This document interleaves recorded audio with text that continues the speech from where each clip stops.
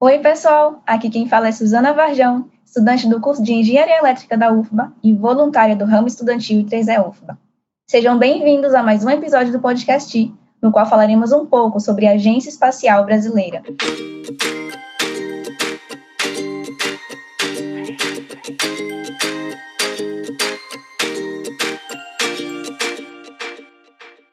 Aqui comigo se encontra o nosso convidado, o senhor Rodrigo Leonardi. Oi, Rodrigo. Olá, como vai? Tudo bem, muito obrigada por estar aqui conosco. Eu que agradeço o convite. O senhor poderia se apresentar e falar para a gente um pouco sobre a Agência Espacial Brasileira? Claro, com prazer. Eu sou o Rodrigo Leonardi, eu sou tecnologista da Agência Espacial Brasileira. Atualmente, eu sou o coordenador de satélites e aplicações da agência, o que significa que eu sou responsável pela carteira de projetos da Agência Espacial Brasileira no segmento de satélites. A Agência Espacial Brasileira, ela é uma autarquia de natureza civil, foi criada por uma lei em 1994 e ela atualmente está vinculada ao Ministério de Ciência, Tecnologia e Inovações, e ela tem como principal finalidade promover o desenvolvimento das atividades espaciais do nosso país.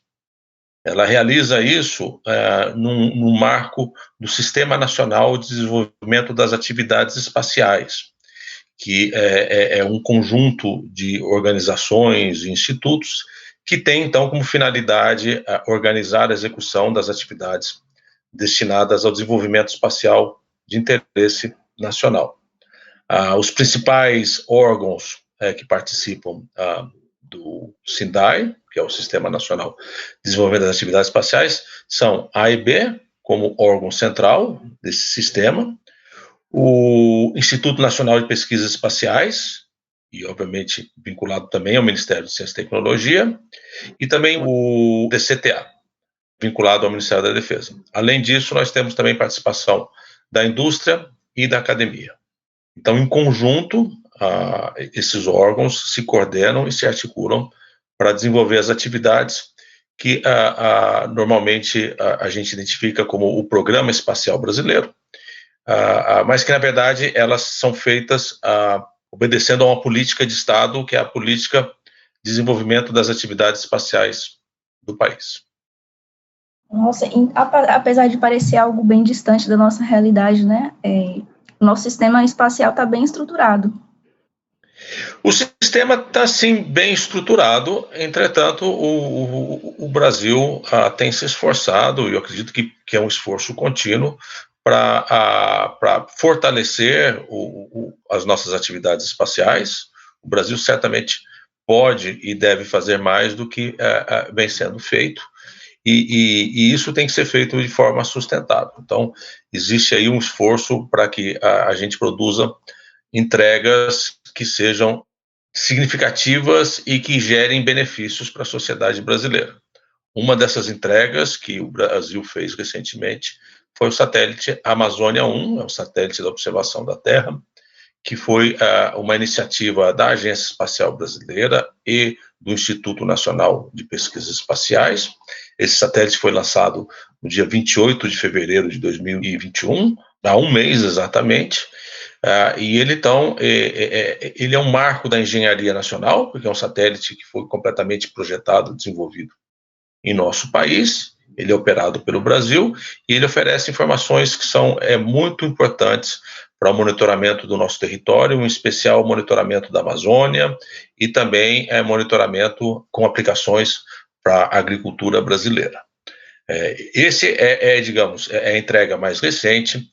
O Brasil também tem, no passado, entregado outros objetos, tanto para observação da Terra, sensoriamento remoto, que é uma atividade muito importante para a nossa economia, como também para comunicações, o SGDC-1, que foi lançado, se não me engano, foi lançado em 2017, e também uma série de objetos que o Brasil fez em parceria com a China, a família Sibers, e também uma série de nanosatélites que o Brasil vem apoiando e desenvolvendo em parceria com a universidade.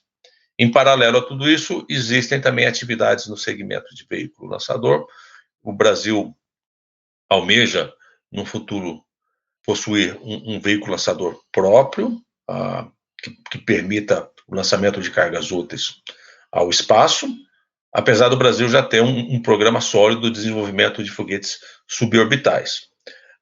E também existe um grande esforço para o Brasil poder operacionalizar comercialmente o centro de lançamento de Alcântara, localizado no Maranhão.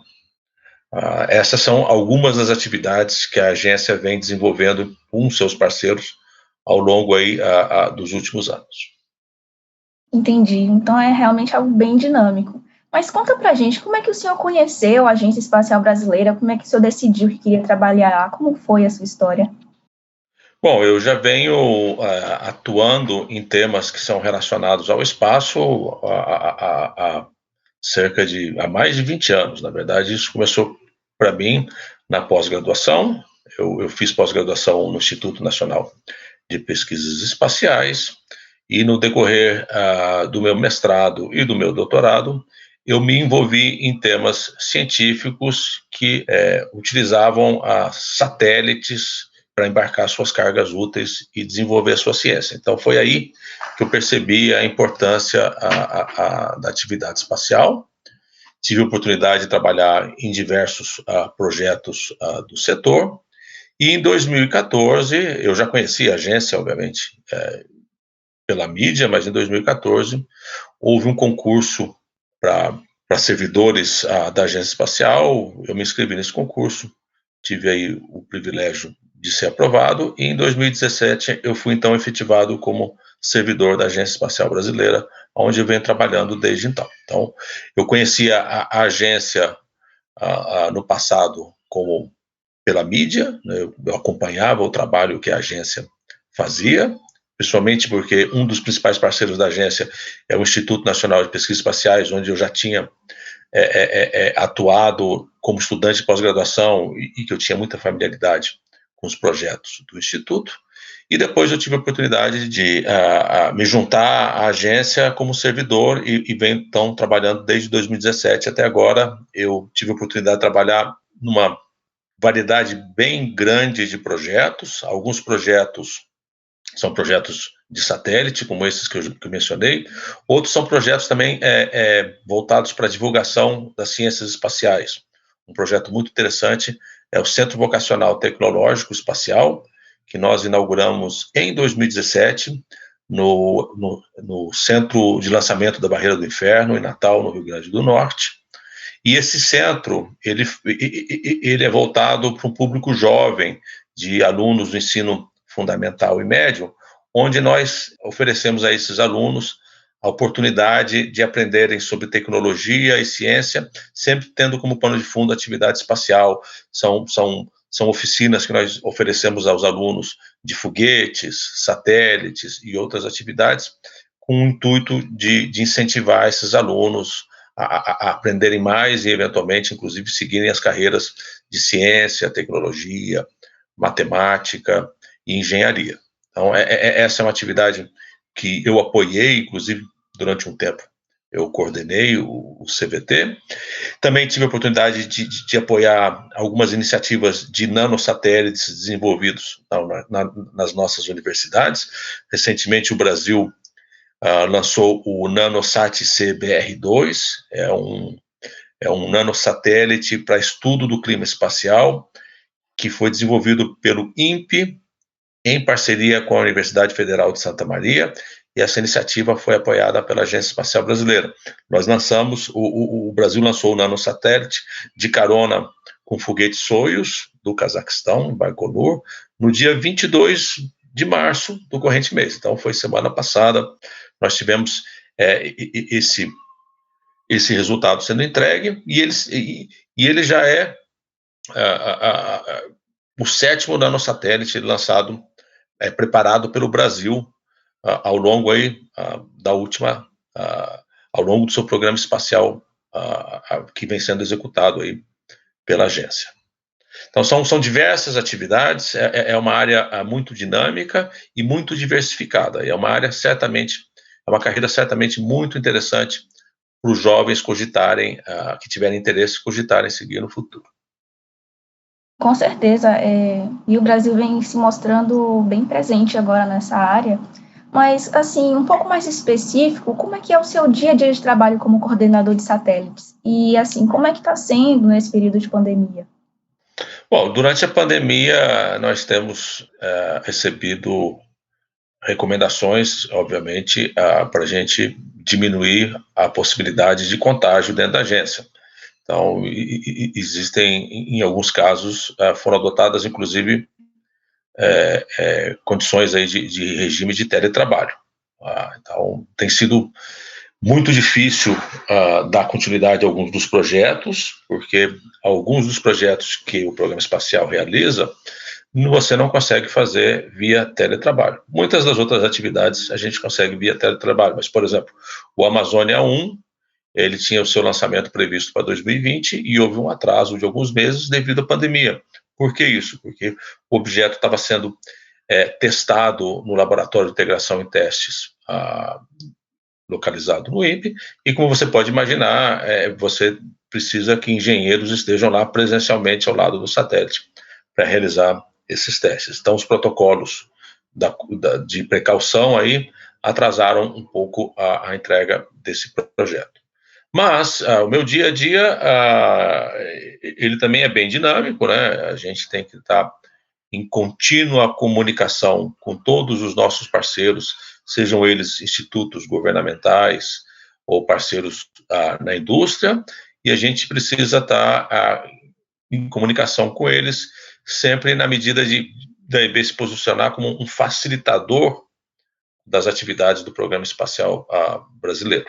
Então, a gente acompanha um número bem grande de projetos. Alguns desses projetos, a maioria deles, são realizados fora da Agência Espacial Brasileira. A agência é muito pequena, ela não tem laboratórios, ela é praticamente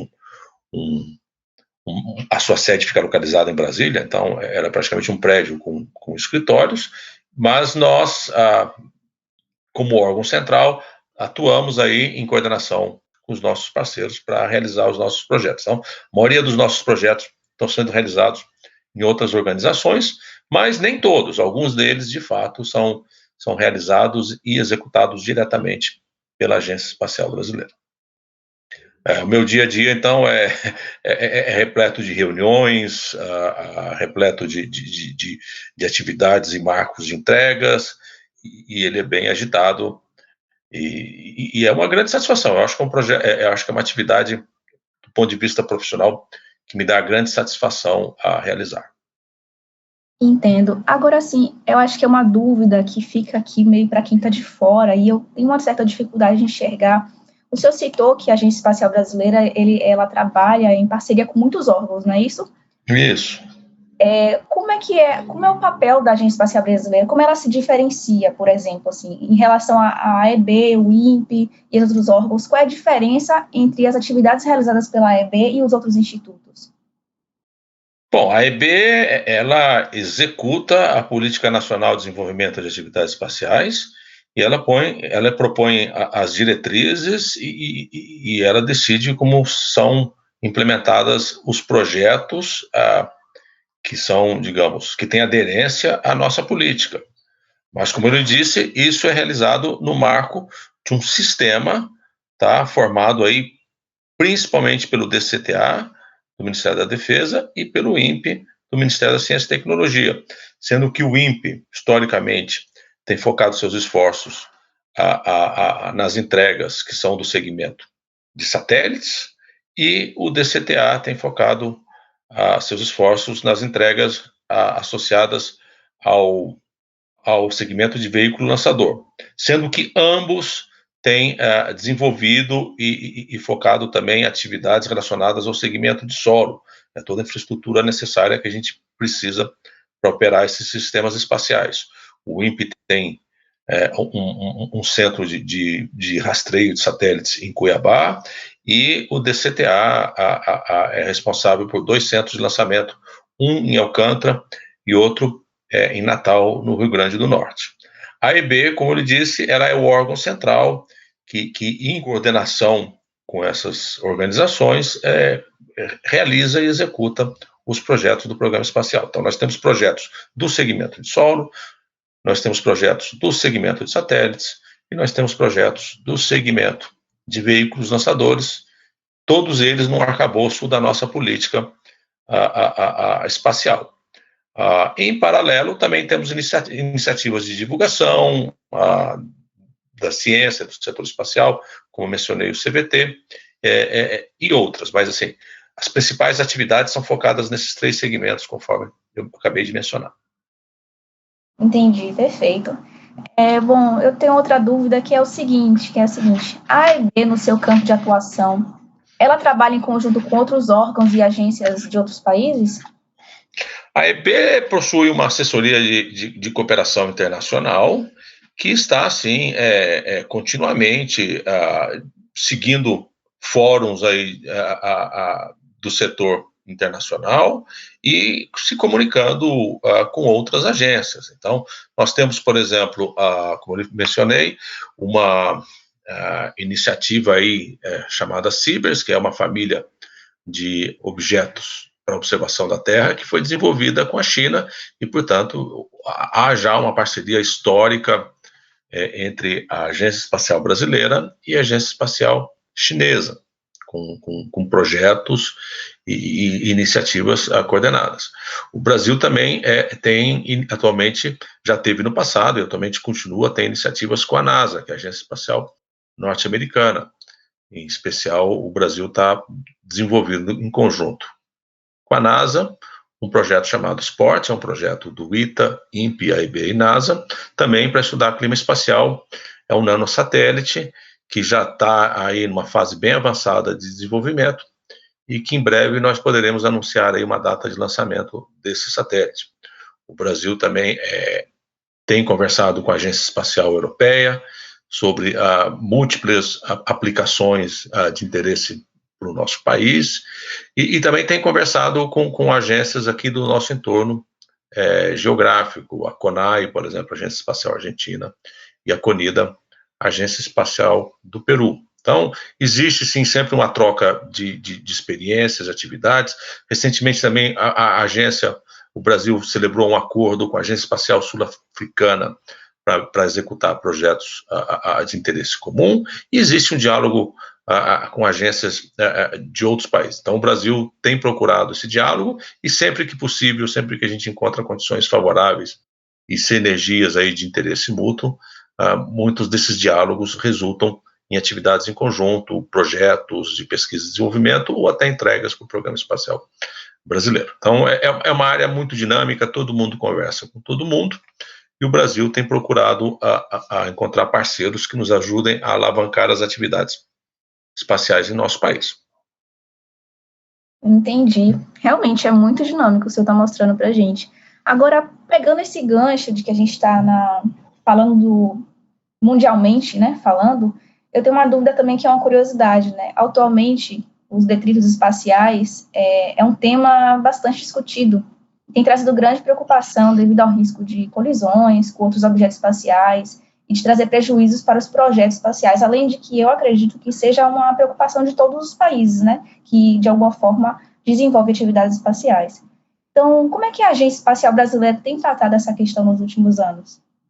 Bom, a Agência Espacial Brasileira segue as diretrizes das Nações Unidas, que tem diretrizes específicas sobre como abordar o problema. Uma diretriz que é básica é o que a gente chama de uso responsável do espaço. Então, é você garantir que sempre que você lança algum objeto ao espaço, que você tem um plano claro para descarte desse objeto. Muitas das vezes, o descarte significa que o objeto, após concluída a sua vida útil, ele reentre à atmosfera terrestre e se desintegre nesse processo e libere, então, espaço na órbita na qual ele estava inserido. Agora, nós temos, sim, um problema grave com detritos espaciais, isso já é um problema histórico. Nós temos aí, a humanidade já lançou mais de 10 mil satélites, e se você contabilizar componentes de veículos lançadores e outros satélites que ainda estão no espaço e que já não tem mais nenhuma utilidade, o número chega mais de 40 mil objetos, e a gente está falando de objetos aí que, com alguma dimensão relevante. Se você mencionar objetos pequenos de alguns centímetros ou milímetros, o número é muito enorme. Então, certamente a humanidade tem que encontrar uma maneira de diminuir esse problema.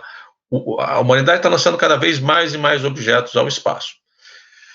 Eu tenho acompanhado na mídia iniciativas aí de outras agências espaciais que têm pensado em enviar ao espaço uma espécie de satélite limpador, um satélite que vá coletando esses detritos e diminuindo o problema. São iniciativas louváveis. A gente precisa ver isso sendo implementado na prática e ver qual que vai ser o desempenho dessas iniciativas. Mas é um problema que, para curto prazo, ainda eu, pessoalmente, não tenho visto uma solução com resultados visíveis. Então, o melhor que a gente pode fazer no momento é o uso responsável do espaço. Lembrando que existem países que têm desrespeitado essa regra, sem querer mencionar o nome específico de nenhum país. Existem países que, para demonstrar capacidade de destruir satélites de terceiros no espaço, destruíram seus próprios satélites, gerando, então, nuvens de detritos que, obviamente, poluem determinadas órbitas e só contribuem para aumentar o problema. Então, esse é um exemplo do que a gente chamaria de uso não responsável do espaço. O Brasil, até hoje, tem obedecido às diretrizes das Nações Unidas. Entendo. Bom, senhor Rodrigo, mudando um pouco de assunto, eu tenho aqui uma pergunta que é puxando um gancho, na verdade, do que o senhor falou anteriormente, né? A Agência Espacial Brasileira, ela tem algum projeto que é focado no fundamental e médio? E se o senhor poderia falar um pouco mais especificamente sobre esses projetos para a gente? Bom, a agência tem um projeto histórico que chamava AEB Escola, que era um projeto exatamente de você levar para as escolas e para os estudantes de fundamental e médio atividades as mais variadas, com ênfase na atividade espacial. Então, era uma maneira da AEB se aproximar aí dos estudantes e realizar oficinas e estimulá-los a conhecer mais sobre o Programa Espacial Brasileiro e, eventualmente, inclusive, a cogitar seguirem carreiras aí na engenharia, ciência, matemáticas e áreas afins. Em 2017, a AEB inaugurou o Centro Vocacional Tecnológico, que é um espaço físico onde essas atividades continuam sendo realizadas. Obviamente, no último ano, houve uma desaceleração por causa da pandemia, mas a AEB estava atendendo cerca de 1.000 jovens por ano passavam pelo CVT. Espero que a gente possa, em breve, retomar essas atividades. A AEB também, em conjunto com a NASA, tem uma atividade chamada GLOBE, que é uma atividade também voltada para estimular jovens a se interessarem por ciência, e ela tem um foco em meio ambiente, também meio ambiente e espaço. Então, são oficinas que o Brasil desenvolve em parceria com a NASA, e o Brasil tem feito alguma dessas oficinas pelo nosso país. Então, é uma preocupação contínua da AEB de levar esses conhecimentos aos mais jovens e estimulá-los, motivá-los a se interessar mais e conhecer mais sobre a atividade espacial. Nossa, que maravilhoso. Agora, como finalização, né, para esse episódio, qual mensagem o senhor tem para jovens e crianças, na verdade, qualquer pessoa em geral que tem interesse em seguir a carreira no setor espacial? Bom, a carreira no setor espacial, eu costumo dizer, o setor espacial, devido ao fato de ser uma atividade muito complexa, ela também é uma atividade multidisciplinar. Então, existem vários caminhos que permitem ao jovem se tornar um profissional do setor espacial. O caminho que normalmente o primeiro que vem à mente de todos é o caminho da engenharia. O engenheiro aeroespacial certamente é um profissional essencial para qualquer programa espacial que se preze. Então, existem já no Brasil 7 universidades federais e uma faculdade particular que oferecem graduação em engenharia aeroespacial. Então, esse é um caminho que eu diria muito interessante para quem quer, de fato, participar desse tipo de atividade. Procure uma universidade e conheça mais sobre o curso que é oferecido por elas e eventualmente, cogite fazer um curso em engenharia aeroespacial. Mas como é uma atividade multidisciplinar, existem profissionais de outras áreas que também são bem-vindos e podem contribuir. Por exemplo, direito espacial, já é uma carreira de humanas, mas, como eu lhe disse, é uma questão muito importante, principalmente para essas discussões que acontecem em fóruns internacionais como as Nações Unidas. É uma questão também que vem sendo cada vez mais discutida no Brasil, e nós precisamos de profissionais que entendam e que possam atuar na área de direito espacial. Outras atividades, por exemplo, atividades administrativas e de gerenciamento de projetos, também precisamos de profissionais que tenham capacidade de gerenciar projetos de grande complexidade e muitas vezes com um cronograma que embarca vários anos. Então, também são bem-vindos esses profissionais. Os cientistas são essenciais para qualquer programa espacial, porque muitas dessas missões elas só fazem sentido se a gente puder explorar e fazer ciência de qualidade. Precisamos de cientistas. Economistas. Uma das grandes dificuldades de um programa espacial é você conseguir fazer com que ele seja economicamente sustentável. E para isso é necessário você desenvolver modelos de negócio e também explicar para a sociedade o retorno do investimento que a sociedade faz no programa espacial. Então, economistas são bem-vindos. Empresários, não podemos esquecer da iniciativa privada. Gerar modelos de negócios que possam ser explorados pela iniciativa privada, gerando, então, renda, permitindo a gente coletar impostos e gerando empregos de qualidade, também é algo necessário para o programa espacial. E muitas outras atividades, tipo jornalistas, por exemplo, divulgar o nosso programa espacial para um público mais amplo. Também precisamos de profissionais da comunicação. Então, como ele disse, não existe um único caminho para você trabalhar na área espacial. Eu diria que a engenharia é o caminho clássico e mais óbvio, mas todos esses outros que eu mencionei e alguns outros, certamente os profissionais podem encontrar algo com que contribuir para o nosso programa espacial. Então, o mais importante para o profissional, eu diria que é a motivação. Se ele está motivado e se ele tem um interesse genuíno de contribuir para o setor espacial, certamente ele vai encontrar uma atividade em um lugar onde ele possa fazer essa contribuição. Muito bom. Bom, agora chegamos ao fim deste episódio. Convidado, gostaria de fazer algum comentário adicional?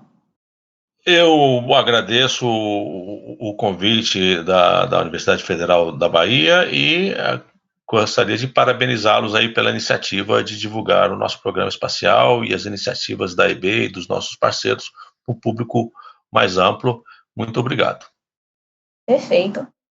Quero agradecer pela participação do Rodrigo. Muito obrigada. Fiquem atentos ao nosso próximo episódio, em que conheceremos o Programa Espacial Brasileiro.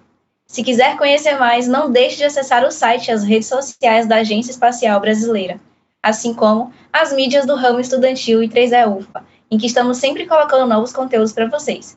Sigam a gente no Insta, @I3E UFBA, para saber o que a gente anda fazendo. Até a próxima!